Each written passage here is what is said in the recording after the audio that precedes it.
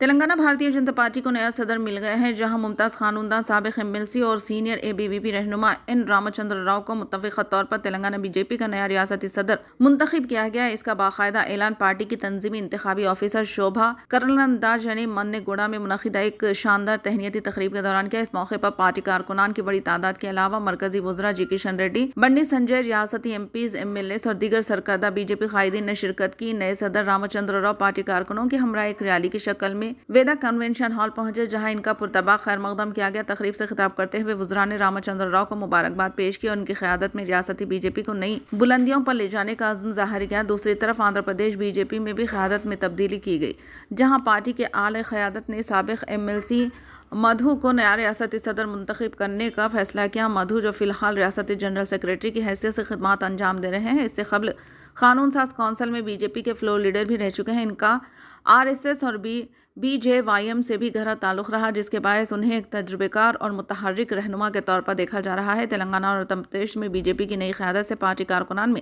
نیا جوش و خروش نظر آ رہا ہے اور امید کی جا رہی ہے کہ آنے والے دنوں میں تنظیمی سطح پر بی جے پی کو مزید تقویت حاصل ہوگی۔